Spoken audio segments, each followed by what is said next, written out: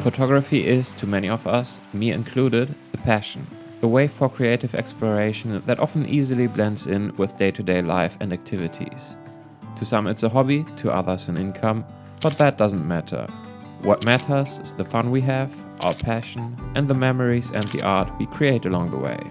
Welcome to today's video. My name is Tobias and I make videos on EDC gear, photography, camera gear, and so on and so forth. And I've had this beautiful camera, the Hasselblad 907X 100C with the 55mm lens for just about 2 months now. And full transparency here first, I am lucky because I got this beautiful Hasselblad camera free of charge from Hasselblad in exchange for some content.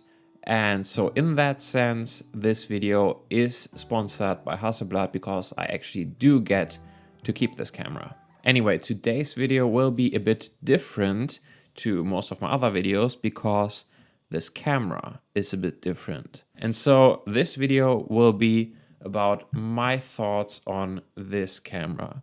I will talk you through what I think it's made of, who it's made for, and the things I like, as well as the things that I didn't. And since I also shoot with Sony and Leica cameras, I might draw the odd conclusion to either of those camera systems here and there. But truth be told, this Hasselblad camera is really very different, and so it's hard to make a comparison to other camera systems, at least in any meaningful way. So when I think about this camera, many things come to mind. But there are 5 things that, for better or for worse, I think really define this camera. And those are the design, the sensor, the price point, its limitations, and passion. And so those are the things that I want to talk about in today's video, along with the more broader conversation on gatekeeping in photography. And so let's start with what is perhaps the easiest and also probably the most obvious point here, and that is the design. Because obviously this camera is incredibly good looking. To my eye, this might just be the best looking digital camera that has ever existed. I'm not 100% on that, as to me it's pretty much eye to eye with the Leica M11P, but that is saying something. And just for the record, my wife, who is not into cameras or photography at all, thinks that this is, without any doubt, the most beautiful camera ever made, and she does not care for my Leica at all. But she does compliment me on this Hasselblad every time that I get it out of the bag. The design itself is not just pretty though, it's obviously also very vintage in its appearance because it's derived from old Hasselblads of decades past. But interestingly, this isn't just your average memberberry throwback, it's actually designed in this way for a reason. Because not only does the design remind you of those old famous 500 series Hasselblad cameras, but if you have one of those or a 200 series Hasselblad, you can actually attach the rear part with the sensor to your decades old analog film photography camera, thus making it a camera with a waist level viewfinder and a digital back with a 100 megapixel medium format sensor, where you get just all of the manual and analog film photography experience that you could ever wish for, but with all of the convenience that having a very modern and highly capable sensor provides. And so that is just such a great idea in my book. The only issue that I really have with that concept is that I don't have an old 500 or 200 series Hasselblad, and the only way to get one of those nowadays is to buy them secondhand, obviously, because they have not been in production for a long time. And so not only are they sort of hard to come by and fairly expensive, but also you can obviously never really be sure what those cameras have been through and how long they will hold up for. And so what I would really like to see is Hasselblad lean into that concept even more and do what Leica did with the Leica M6, which is revive some of their old products and just start making analog film photography cameras again as well. Maybe in limited quantities, I don't know, but make it so that those Hasselblad enthusiasts can also buy a Hasselblad film camera fresh from the production line with all of the modern reliability instead of having to rely on a camera that is perhaps, I don't know, many decades old and has been owned by God knows who. Anyway, aside from being compatible with old analog Hasselblads, this 907X is actually also a very solid design in and of itself. And again, I don't mean that just in the sense of that it's good looking, but in the sense that it is a very well thought through package. It has this big bright tilt screen and a few buttons below it, and then there's a little shutter button on the front as well as a little dial, which I usually use to set my shutter speed or aperture, and that's it. Thankfully, the Hassi sports what is, in my opinion, the cleanest and most easy to understand menu system, and so with that touchscreen, just about every setting is just 2 or 3 clicks away. More importantly though, because of the way it's laid out and where the shutter button is positioned, the camera invites you to hold it in the hand in a way that you will instinctively use it as you would have in the old days with a 500 series Hassi.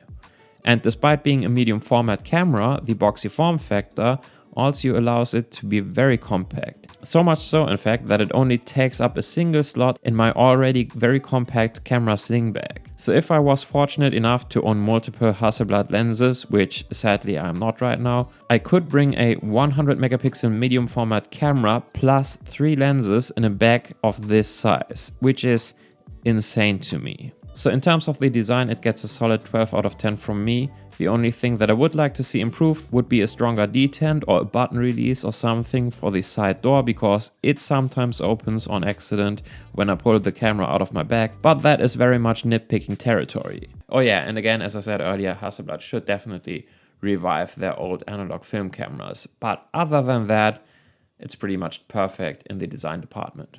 The next big thing that obviously comes to mind when you're thinking about this camera is the sensor, and it's like literally a big thing because it's a medium format sensor. Now it's not quite as big in surface area as medium format film would be, but still a good bit bigger than a full frame sensor. This particular medium format sensor allows this camera to shoot 100 megapixel images in 16-bit RAW. And those puppies are about as beautiful as they are huge, about 220 megabytes a pop. Good thing then that the Hasselblad also has 1 terabyte of internal storage. Obviously, these files are crazy though, crazy amount of detail, crazy latitude, and of course you do get that medium format look. There is, however, obviously also one feature that is missing with this sensor, and that is in-body image stabilization, but we will talk more about that when we are talking about the limitations of this camera later on. That aside though, this sensor is about as good as it gets from a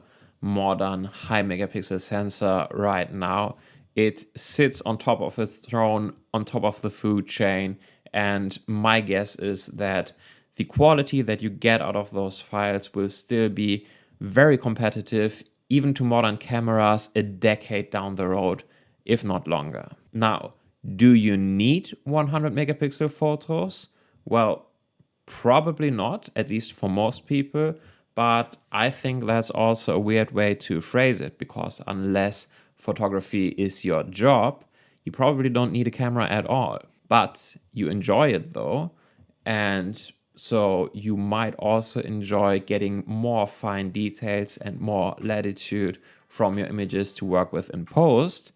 And so if that is the case, you might just enjoy the sensor, I guess. From a more practical perspective though, having this much resolution allows you to crop into your images in ways that are simply not possible even with a modern 16 megapixel sensor, which would be considered high resolution even for full frame cameras. The 907X offers a bunch of crop modes which you can choose directly in camera, and that allows you to frame your images just right if you want to go for a specific aspect ratio. And perhaps the most well known and certainly the most beloved by me out of all of the crop factors is the good old X-Pan crop. It's named after the Hasselblad X-Pan, and it's a very wide crop, as you can see, but especially with this 55mm lens, which is equivalent to a 43mm lens on full frame, photos just look right to me with this crop. You see, 43mm on a full frame camera is what is considered to be the most natural focal length in terms of how big objects appear in relation to one another in an image. And so my guess is that this factor, combined with the wide and narrow aspect ratio, which is closer to how our eyes perceive the world, sort of just works for our brains. And then there's also just the fact that I often found it to be very useful to leave a lot of information out of my images, and that is exactly what this crop does. And so this in turn, I think, allows you to emphasize your subject, and somehow with the expand crop, I feel like even the most mundane subjects can somehow look interesting. And therefore, it's a good thing that even if you apply this crop where you pretty much leave out half of the information that the sensor captures, you still end up with a 50 megapixel image, which is insane. So yeah, this sensor is about as good as it gets right now on the camera market. But then there's the price, and there's no way around it. This is an expensive camera. It costs about 7,800 euros here in Germany, and from what I've gathered, about 8,200 US dollars over in the US, which is steep. There's no doubt about it. And mind you, that is before you decide to also buy a lens for your camera. But despite that, I actually don't think that it is overpriced. Now hear me out, because there's actually some reasoning behind that statement, and I promise you that it's not only because I got mine for free from Hasselblad.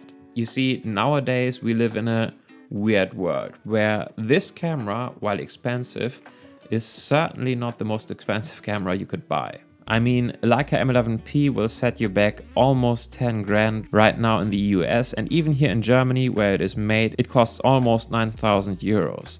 And that is for a camera that, yes, is very pretty and well made here in Germany, with a lot of heritage behind its brand name, and with a very capable modern high-resolution sensor, as well as all of the analog and manual shooting experience you could wish for. And then on the other end of the spectrum, you will find cameras like the Sony A1 Mark II, which are just absolute tech fests. This one sports a 50 megapixel sensor, AI autofocus, 8K video, 30 frames per second, and so on and so forth. And that camera here in Germany right now costs about 7,500 euros. And from what I've seen on B&H over in the US, it's just under 7 grand. And so depending on where you are in the world, it's actually more or less eye to eye in terms of the price with the Hasselblad. The Hasselblad, on the other hand, is obviously very well made in Sweden, and it sports by far the biggest sensor with the most resolution out of all of the aforementioned cameras. And so there is at least an argument to be made in between its brand heritage, build quality, design, and sheer capabilities with this big medium format sensor, why it does not look out of place even in this high-end segment of the camera market. With that being said, even though I think the price is justified, I would of course still love it if it was cheaper, and the same is certainly also true for the lenses, because I would love to get some more lenses for this camera as well.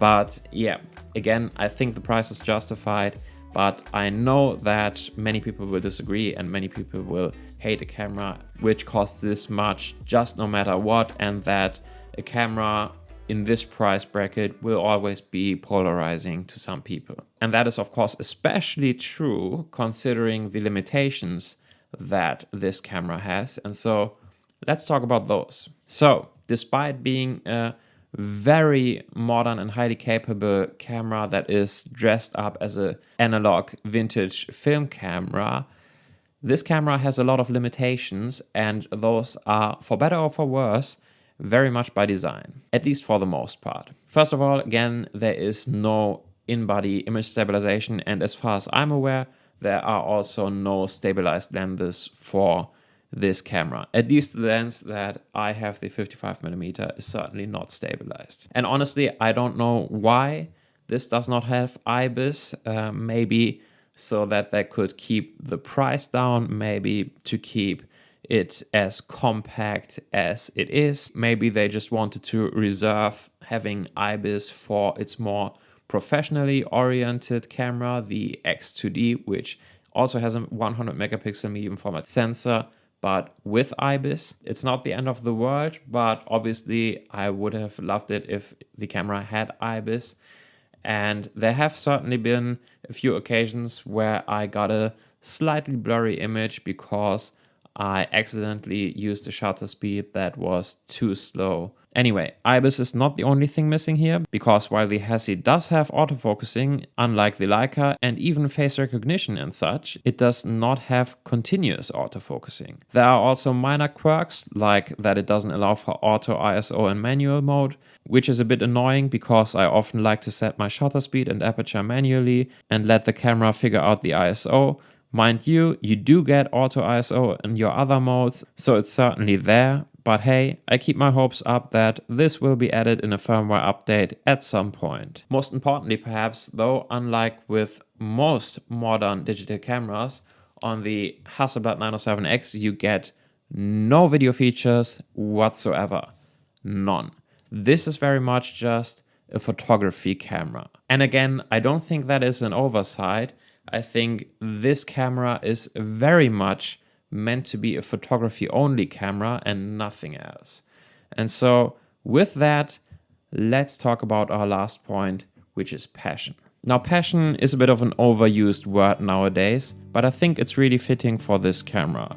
This camera was designed with such a level of passion that it is hard to comprehend. Nothing here is an accident or even an oversight. Clearly every detail mattered to Hasselblad, from the button placement to the design to where the USB slot is located to the hidden door where you access your memory card and your battery. And I think that intentionality is also true for the limitations that I've just talked about. It is very unapologetic about what it is and what it is not. The Hasselblad knows its role and it knows its title, and it does not try to please everyone and be everyone's darling. This is a very special camera that is made by one of the oldest and biggest names in the game, and they have their brand heritage fully on display with this one. It was designed for the photography enthusiast that does not want AI autofocus and 30 frames per second shooting so that you cannot miss the shot, and it's a much more slowed down, involving, stop and think kind of approach to photography, where you take your time and put some thought into what you want to take a photo of and how you want to frame it. There is no spray and pray here. The layout with no EVF, the shutter button placement and the tilt screen allow you to use this like a camera with a waist level viewfinder, which I found out is not just a way to hold your camera, but almost an entirely different approach to photography. When you look down at your image instead of in front of you at the scene, it removes you from the scene and therefore from any distractions, and very much focuses you in on exactly what you're doing with your camera.